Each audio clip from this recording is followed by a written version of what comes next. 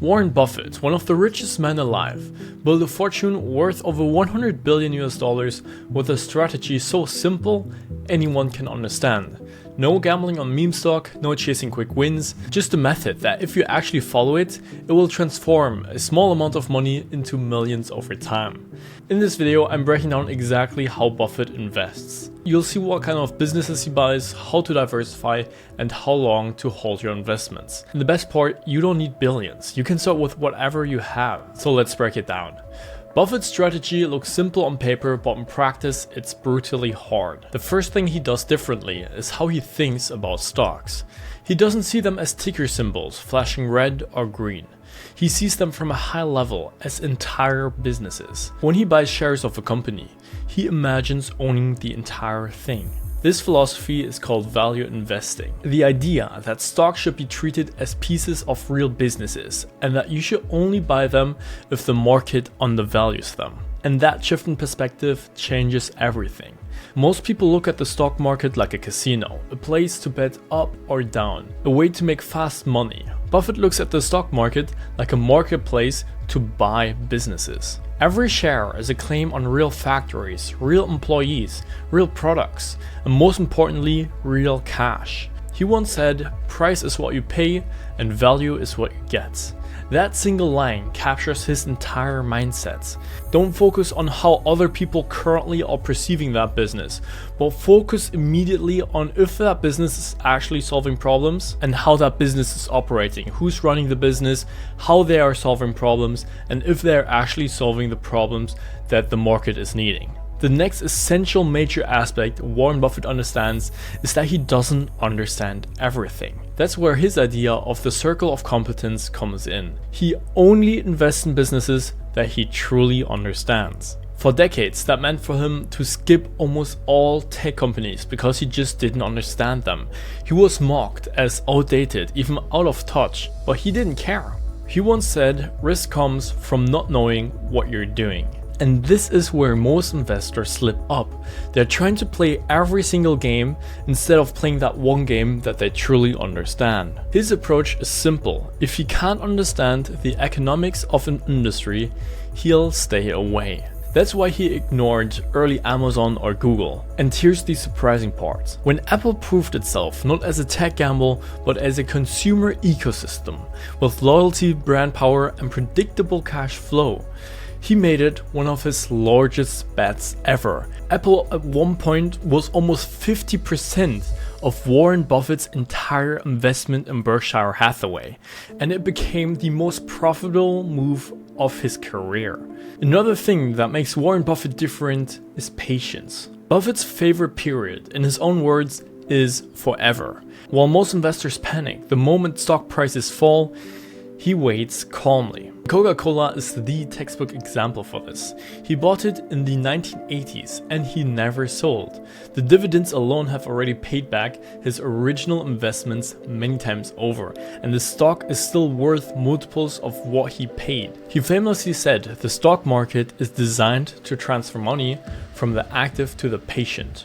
Most investors don't have that discipline. They buy and sell months. Once they are scared of the stock price falling, they'll just sell the stock. They forget if the business behind it actually provides value to the world, and even if it continues to fall for one more week, it could go back up after that again. And Buffett does exactly that. He buys and holds for decades. He lets compounding do its quiet, relentless work. It's not flashy. Warren Buffett often says that it's just pure boring, but the only reason Warren Buffett would sell a stock would be that the business on the first hand isn't providing the value anymore, or on the other hand that it's completely overvalued and he doesn't see it going undervalued again. And now comes the most surprising part about Warren Buffett's investment strategy. On diversification, that means how many different stocks he buys and diversifies his money into. Buffett actually breaks from conventional advice. Financial advisors tell people to spread their money across dozens of stocks to reduce their risk in case one stock drops. They will still have enough boats above water basically.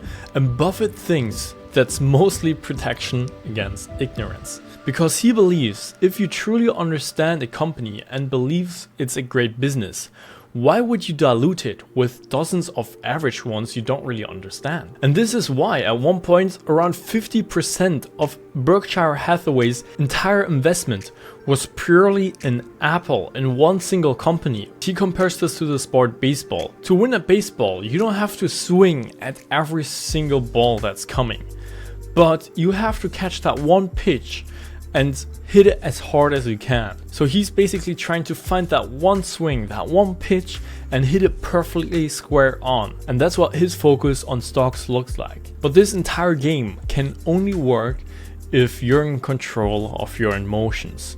Buffett has said countless of times that investment is not about intelligence, but about temperaments. The world can collapse around you, and if you stay rational while others panic, you will come out ahead. In 2008, Warren Buffett was in exactly that situation. The world was crumbling around him. Banks were failing and investors were dumping everything. The stock prices fell like from a skyscraper. But Warren Buffett stayed in control of his emotions. He didn't let fear in. He didn't let emotions control his buying or selling stocks. In fact, he wasn't even afraid of the fall. What he did is shocking because he bought more shares even though it fell. So while all the other investors were sprinting for the exit and selling stocks, Warren Buffett was buying stocks. As you know today, he was rewarded for this and made big profits. Underpinning all of these methods and ideas are something Buffett learned from his mentor Benjamin Graham, and that is the margin of safety. Margin of safety means never pay full price for a business. If you think the business is worth $100 a share, you don't buy it at 100. You wait until it's at 70 or 80. And that margin protects you if you're wrong or if conditions change. And that's also why Buffett is okay with sitting on piles of cash uninvested. Because if he doesn't see an opportunity, he waits. He doesn't force the move. He doesn't have to invest. And when he does buy, he waits for something he calls moats. A moat is something that protects business from competition. Without one, profits eventually disappear. With one, they compound for decades. So a moat is basically a competitive advantage. Something the other competitors don't have and something that differentiates this one single company and gives it an advantage above the other companies. For example, for Coca-Cola, its moat is brand recognition. Apple's moat is the ecosystem that locks in customers. American Express's moat is its network and loyalty base. So moats, these kind of competitive advantages, they can take many shapes, but they also have the same purpose. They keep profits flowing while competitors struggle to catch up. So now comes the question of this video. How can you use all these methods from Warren Buffett and use it today for your own investments? And I'll give you the exact answer to that. You start by identifying industry you truly understand and you're interested in. That means if you're using certain products every day, if it's software products, food brands, financial services, you probably know more than you think. For example, for me, I'm very interested in tech. I'm very interested in building computers and how software and hardware works. That's why I've invested a lot into tech companies. And within the sector that you truly understand, that you're interested in, look for companies with staying power, for moats. Maybe they have loyal customers, a strong brand, or just a competitive advantage that makes it hard for rivals to take market share. The next thing you do is you study their financials. So you're looking for if they're consistently profitable. Do they guarantee cash flow? Is their debt manageable? Once you've found candidate companies, figure out their fair value. And again, only buy them when the market offers you a margin of safety. That means you only buy a share if you believe the market value currently is undervaluing that company. This could mean you're waiting for months before you see this opportunity present itself, but patience is the price of discipline. And then instead of owning dozens of different stocks you barely understand and you're not sure if anything is going to go up, focus on just a handful strong ones.